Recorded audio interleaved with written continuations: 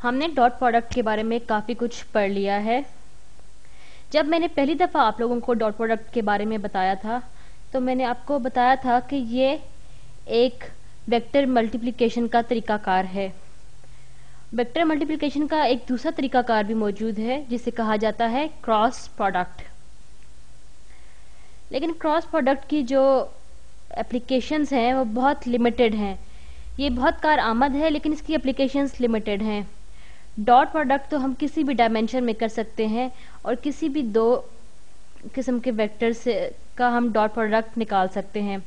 अगर vector A और B हमारे पास आर एन से बिलोंग करते हैं तो हम इनका डॉट प्रोडक्ट निकाल सकते हैं। लेकिन जो क्रॉस प्रोडक्ट है वो सिर्फ ऐसे वेक्टर्स के लिए डिफाइंड है जब मेरे पास R3 होगा, या जो मेरे वेक्टर्स जो हैं वो R3 से बिलोंग कर रहे हैं। डॉट प्रोडक्ट में हमेशा हमारे पास जो जवाब आता है वो कोई स्केलर क्वांटिटी होती है, लेकिन उसके बरक्स क्रॉस प्रोडक्ट में जब कभी भी हम लोग जवाब निकालते हैं तो वो एक वेक्टर ही बनता है। मेरा ख्याल है अब आपको मैंने थोड़ा सा इसमें इंटरेस्ट डेवलप कर दिया है। चलिए अब मैं इसको आपके लिए आसानी से डिफाइन करती हूँ। अगर मेरे पास एक वेक्टर है, वेक्टर ए, इसका R3 से बिलोंग करना ज़रूरी है, इसलिए इसके तीन कंपोनेंट्स हैं A1, A2, A3। मेरे पास दूसरा वेक्टर है B और इसके भी तीन कंपोनेंट्स हैं B1, B2, B3। अब सवाल ये है कि A क्रॉस B का जवाब क्या आएगा। A क्रॉस B एक तीसरा वेक्टर होगा। ये एक डेफिनेशन है और आपको ये याद रखनी पड़ेगी।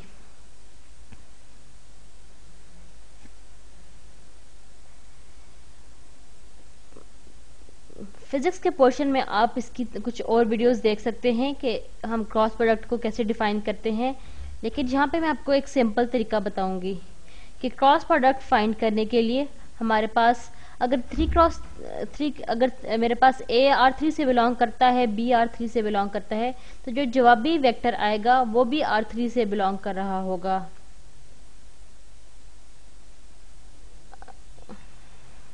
अगर मैं इसे कहूँ कि आप इसका डिटर्मिनेंट लें इन दो का, तो ऊपर वाले को निकाल कर तो आप इसका यूँ निकालेंगे A2 times B3 minus B2 times A3।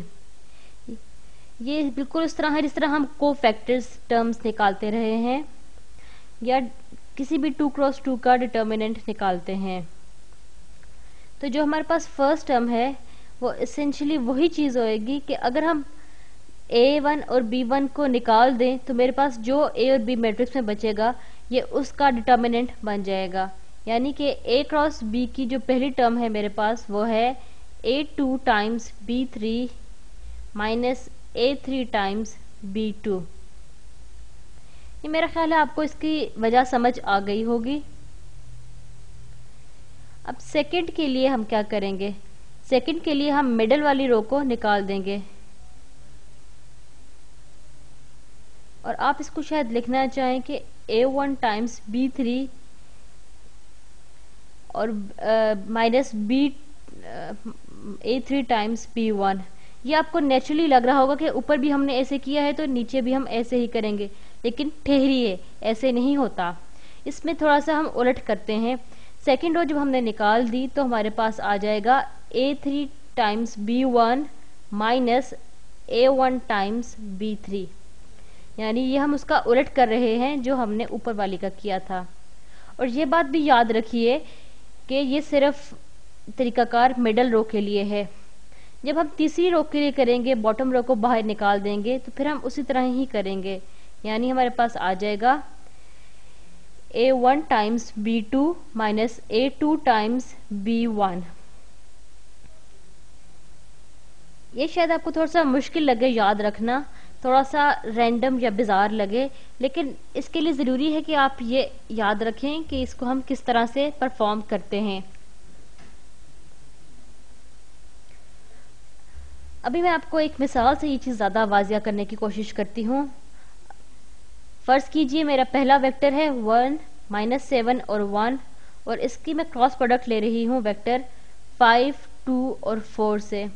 ये एक तीसरा वेक्टर बनेगा जिसको हम यूं लिखेंगे। तो हमने किस तरह डिफाइन किया था, पहला कंपोनेंट या पहला एलिमेंट हम किस तरह करेंगे, हम नीले वाले वेक्टर्स के पहली रो को निकाल देंगे। तो -7 टाइम्स 4 -1 टाइम्स 2, और ये सिर्फ आम मल्टीप्लिकेशन है, ये डॉट प्रोडक्ट नहीं है बल्कि आम मल्टीप्लिकेशन है। अब दूसरे के लिए हम मिडिल टर्म को इग्नोर करेंगे और ऑपोजिट मल्टीप्लाई करेंगे, यानी 1 टाइम्स 5 -1 टाइम्स 4।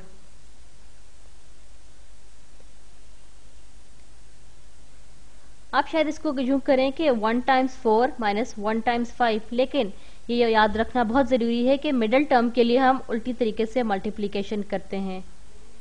जब हम तीसरी टर्म पे जाएंगे तो उसको हम यूं लिखेंगे 1 टाइम्स 2 -7 टाइम्स 5। अब इसका जवाब मेरे पास आएगा -7 टाइम्स 4 -28 और -1 टाइम्स 2 -2, ये बन जाता है -30। ये मेरी पहली टर्म है। 5 -4 1, ये बन जाएगा +1। 1 2 2 -35 2 -35 2 +35, और जवाब आता है 37। तो ये लीजिए हमारा क्रॉस प्रोडक्ट निकल आया। मेरा ख्याल है आपको क्रॉस प्रोडक्ट के मैकेनिक्स तो समझ आ गए होंगे कि क्रॉस प्रोडक्ट हम किस तरह निकालते हैं।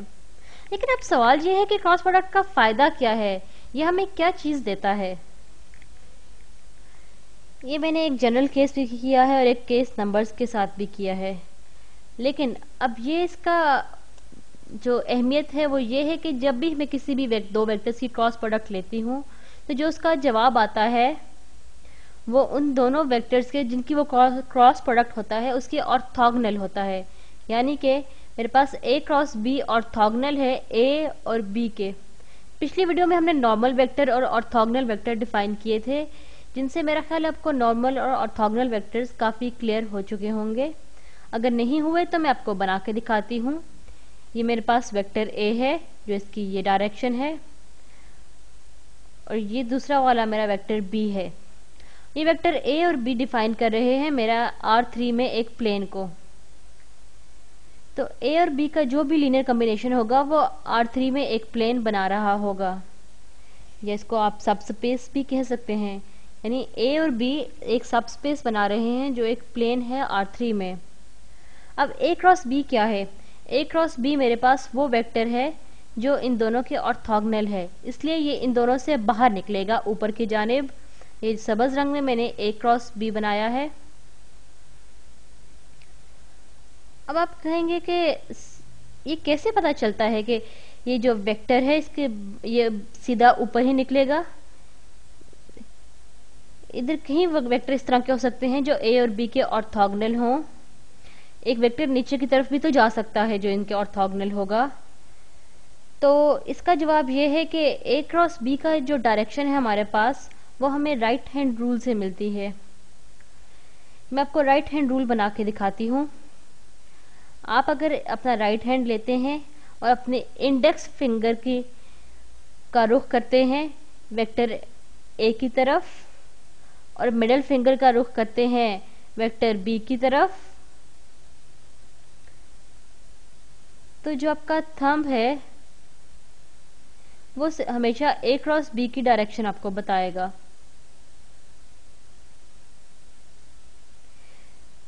और मैं ये एज्यूम कर रही हूँ कि अगर आप उसी तरह जिस तरह मेरे हाथ हैं इसी तरह आपके भी हाथ हैं, तो इसका मतलब है आपको वही रिजल्ट मिलेगा जो रिजल्ट मेरे पास आ रहा है। मेरी इंडेक्स फिंगर वेक्टर A को बना रही है, मेरी दरमियानी फिंगर वेक्टर B को बना रही है, और मेरा थंब या अंगूठा जो ऊपर की जानिब जा रहा है ये वेक्टर A क्रॉस B की डायरेक्शन दे रहा है। इससे आपको थोड़ी सी ये तसल्ली हो गई होगी कि हकीकतन ही वेक्टर ए क्रॉस बी जो है वो वेक्टर ए और बी के ऑर्थोगोनल है। अब ये है कि हमारा यहाँ पे ऑर्थोगोनल से हमारी क्या मुराद है, यानी ऑर्थोगोनल क्या होता है, या ए और अगर मैं ये कहूँ कि ए और बी ऑर्थोगोनल हैं तो इसका ये मतलब है कि ए डॉट बी 0 है। अच्छा, अब आपको परपेंडिकुलर वेक्टर और ऑर्थोगोनल वेक्टर का फर्क तो याद रखना ही पड़ेगा कि ऑर्थोगोनल वेक्टर्स में हमारे पास ए और बी 0 हो सकते हैं, लेकिन परपेंडिकुलर वेक्टर्स में ए और बी आपस में 0 नहीं हो सकते। चलिए मैं आपको दिखाती हूँ कि ए क्रॉस बी हकीकतन ऑर्थोगोनल होता है ए और बी के। शायद इससे आपको कुछ और तसल्ली हो जाए और आपको कुछ ज्यादा बेहतर तरीके से समझ आ सके। ये मैं जरा ए और बी को कॉपी करके यहाँ पे लिख दूं और यहाँ पे मैंने पेस्ट कर दिया, थोड़ा सा इसको ऊपर कर रही हूँ।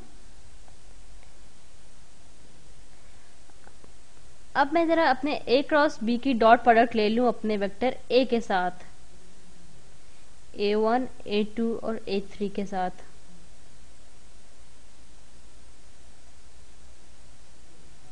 इसके ये बनेगा A1 times A2 B3 minus A1 times A3 B2। ये मेरी पहली टर्म बन गई।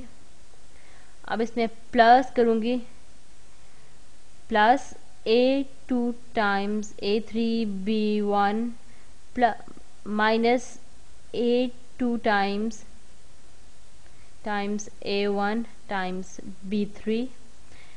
अब दोबारा प्लस, हम इसको नीचे बनाती हूँ, plus A3 times A1 B2 minus, अब आएगा minus A3 times A2 B1।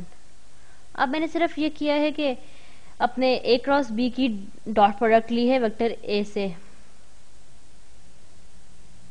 मेरी पहली दो टर्म्स हैं ये अगली दो टर्म्स के बराबर हैं और अगली दो टर्म्स जो हैं वो उससे अगली दो टर्म्स के बराबर हैं।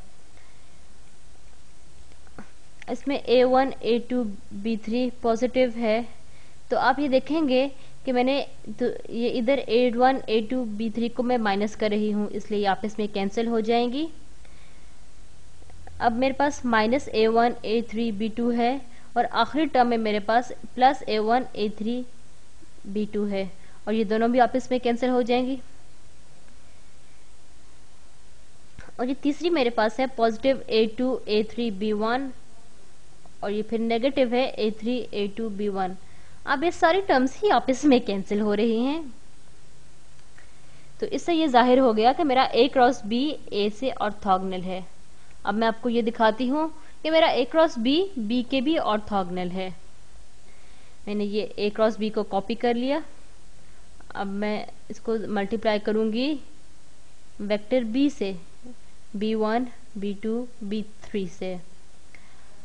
अब मैं इसको जरा खुले तरीके से करती हूँ, B1 A2 B3 minus B1 A3 B2 plus B2 को मैं करूंगी तो अब पहला प्लस आएगा, प्लस ये एक ही एक्सप्रेशन है जिसको मैं मल्टीपल लाइंस में लिख रही हूँ और ये एक स्केलर क्वांटिटी मेरे पास आ रही है, तो मेरे पास बनता है B2 A3 B1 minus B2 A1 B3। और अब तीसरा मेरे पास आता है plus B3 A1 B2 minus B3 A2 B1। अगर ये मेरे दोनों वेक्टर्स आपस में ऑर्थोगोनल है तो जवाब 0 आना चाहिए। तो मेरा पहला है B1 A2 B3, ये एक पॉजिटिव नंबर है और इधर ही नीचे पर्पल से B3 A2 B1 नेगेटिव है, ये दोनों आपस में कैंसिल हो जाएंगे, माइनस B1 A3 B2 और ये नीचे मेरे पास है माइनस B1 A3B2 और ये नीचे पीले रंग में मेरे पास है B2 A3B1। इसमें सिर्फ टर्म्स आगे पीछे हुई हैं लेकिन चीज़ एक ही है। और आखिर में मेरे पास B2 A1 B3 ये नेगेटिव है और ये नीचे उसी चीज़ का पॉजिटिव वर्जन है। तो ये दोनों भी आपस में कैंसिल हो जाते हैं, तो इसलिए इसका भी जवाब मेरे पास अब 0 आता है। तो मेरा ख्याल है अब आपको ये तसल्ली हो गई होगी कि ये जो वेक्टर A क्रॉस B है ये ऑर्थोगोनल है वेक्टर A और B के, और यही डेफिनेशन है क्रॉस प्रोडक्ट की। मेरा ख्याल है आपको मेरी एक्सप्लेनेशन काफ़ी हद तक समझ आ गई होगी, वरना आप अपनी खुद भी एक्सप्लेनेशन बना सकते हैं क्रॉस प्रोडक्ट के लिए, और बाकी हम डिस्कस करेंगे अगली वीडियो में।